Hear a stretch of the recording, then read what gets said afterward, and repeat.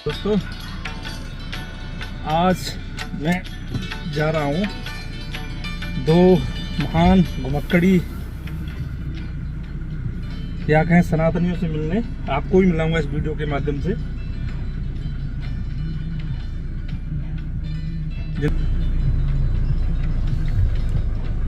सुनकर आप भी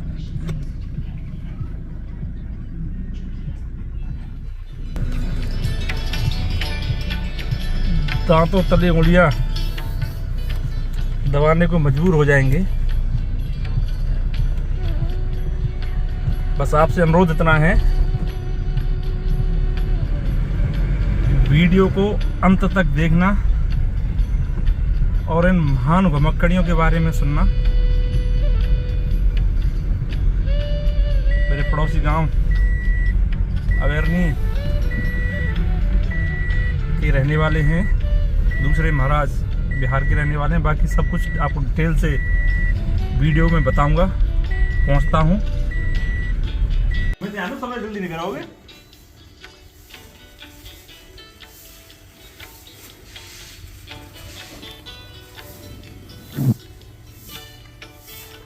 महाराज जी आओ।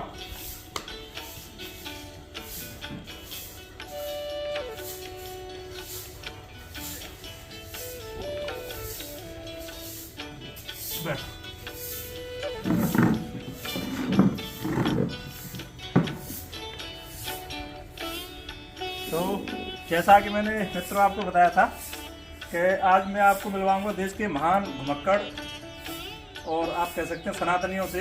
जो हमारे सामने बैठे हुए हैं, वकील साहब, ये मेरे पड़ोसी गांव के पापा जी के परम मित्र हैं, और महाराज जी हैं बिहार से। तो अब घुमक्कड़ में इसलिए कहूँगा कि अब इनका भारत भ्रमण की यात्रा शुरू हो रही है इनकी कल, और वो भी हो रही है साइकिल से। साइकिल से पूरा भारत भ्रमण का इनका रूट है। तो उसी के बारे में मैं चर्चा करने आया हूँ और आप सबको बताने और दिखाने आया हूँ कि किस तरह कोई उम्र की सीमा ना होते हुए भी अगर इंसान का साहस हो तो क्या क्या आदमी कर गुजर सकता है। इससे पहले भी यात्रा में इनके बारे में बता दूँ कि महाराज जी ने हरिद्वार से गंगा जल लेकर साइकिल के द्वारा ही और रामेश्वरम तक की यात्रा पहले ही महाराज जी कर चुके हैं। और इनसे बात करेंगे। साइकिल दिखा देता हूँ, ये तैयार खड़ी हैं दोनों साइकिल। इसके द्वारा ये यात्रा करने वाले हैं। इनसे विस्तृत चर्चा करेंगे। महाराज जी का ये मंदिर है, हमारे गांव कॉलोनी के पड़ोसी गांव अवेरनी के महाराज जी हैं, वकील साहब हैं, और मैं बताया बिहार से महाराज जी।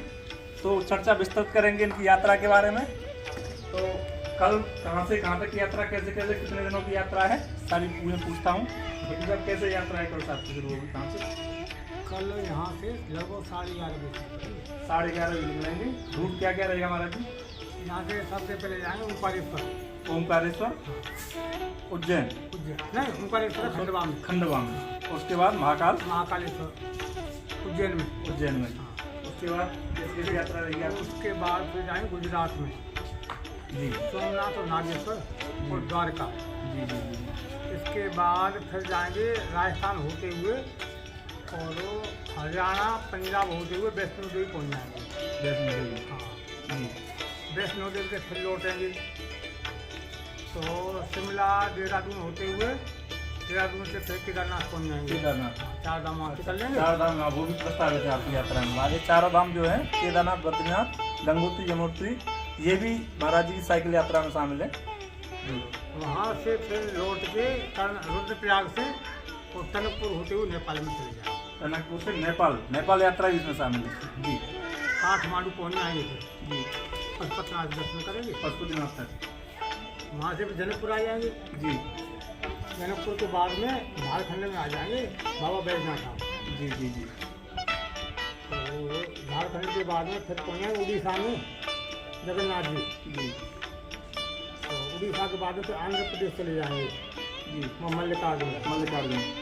तो इसका मतलब जो 12 ज्योतिर्लिंग है वो भी आपकी यात्रा में शामिल है। मेन तो वही है, बाकी 12 ज्योतिर्लिंग की यात्रा में शामिल है। मेन। जी जी जी। और वहाँ से आंध्र प्रदेश से चले जाएंगे तमिलनाडु में रामेश्वरम। जी रामेश्वरम से कन्याकुमारी। जी। तो कन्याकुमारी से घूमते हुए महाराष्ट्र में आ जाएंगे तो घृष्णेश्वर, भीमाशंकर और त्र्यंबकेश्वर ये पुणे में है जी और एक औरंगाबाद में है।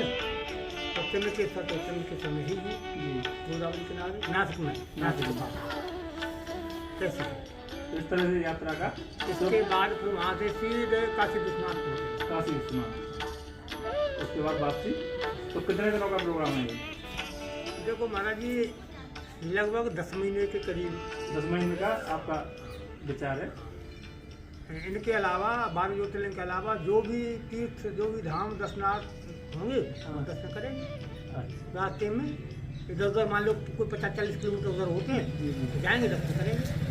तो महाराज जी का साथ आपको कैसे मिला? जो बिहार से, महाराज जी बिहार से, आप यहाँ से? ऐसा था कि हम एक बार सन 15 की बात थी महाराज जी, 16 की बात थी, 15-16 की बात थी। तो हम 4 धाम करने गए थे।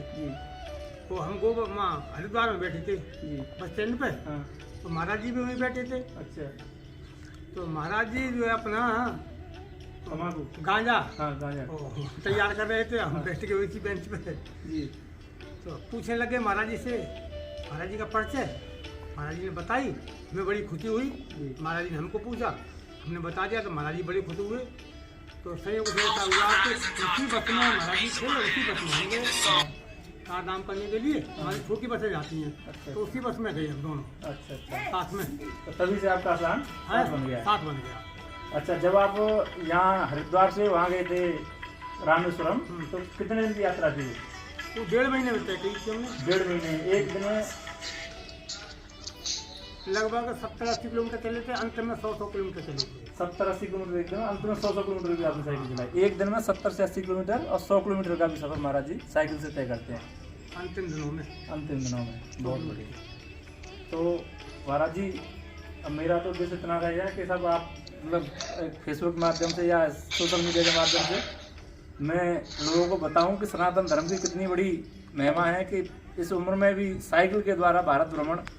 आदमी सोचने से भी डर जाता है कि बाइक से या कार से, हम जैसे घुमक्कड़ जो बनते हैं, कार से भी जाने में बड़ा हमें सोच रहे हैं बहुत दिनों से जाएं, लेकिन अभी तक यात्रा नहीं मिल पा रही है। आप साइकिल से जा रहे हैं, तो हम तो धन्य है आपके दर्शन पाने के लिए आए थे। मैं महाराज जी के दर्शन करके आए। आप सब लोगों को भी बताएं, लोगों को जागरूक करें कि किस तरह से आदमी की सोच होनी चाहिए और भगवान के प्रति समर्पण आप देख सकते हैं। तो महाराज जी, शुभकामनाएं बहुत बहुत यात्रा के लिए। और एक छोटी सी भेंट हमारी तरफ से।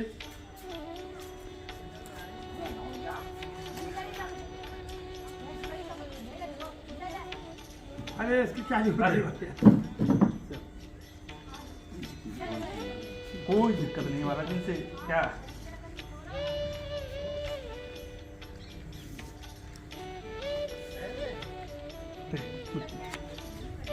बहुत बढ़िया महाराज जी। मैं बैद्यनाथ सुन के वो पता है, बैद्यनाथ बोला जा रहा है, वो बहुत बड़ा बोला है, महाराज जी बड़ा करते हैं।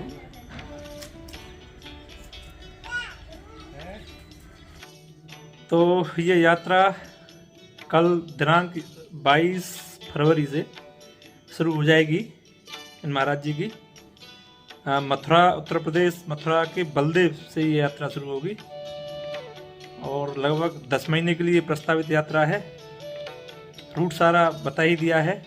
महाराज जी से खाने के बारे में, रहने के बारे में पूछा तो ये ज़्यादा कुछ साइकिल पर लेकर नहीं जाते हैं। पिछली यात्रा में भी इनका यही था कि जहाँ कोई आश्रम मिल गया या कोई भी रुकने की व्यवस्था मिली वहीं रुक गए। अगर खाना मिल गया ठीक, नहीं तो ईंटों का चूल्हा तैयार किया और उसी पर कढ़ी चावल बनाकर अपना पेट भर लिया। तो इस तरह की यात्रा रहेगी। मैं नंबर भी महाराज जी का इस वीडियो में आपको शेयर कर दूंगा, लेकिन अनुरोध ये रहेगा कि कोई भी मित्र इनसे मिलना चाहते हैं या इनको कुछ बातचीत करना चाहते हैं या सेवा का मौका देना चाहते हैं तो रात्रि 8 बजे के बाद ही इनसे संपर्क करें, क्योंकि दिन में ये फ़ोन कम ही उठाते हैं। साइकिल पे भी रहेंगे, यात्रा में रहेंगे। सभी घुमक्कड़ मित्र महाराज जी का उत्साहवर्धन करें। मैं तो कहूँगा कि अगर सेवा का मौका अगर कहीं मिलता है, रास्ते में अगर आप कहीं पे भी उनसे मिल पाते हैं तो मिलें। ज़्यादा से ज़्यादा इस वीडियो को शेयर करें। घुमक्कड़ी के इन महान संतों को मेरा प्रणाम। जय श्री राम, जय भोलेनाथ, हर हर महादेव।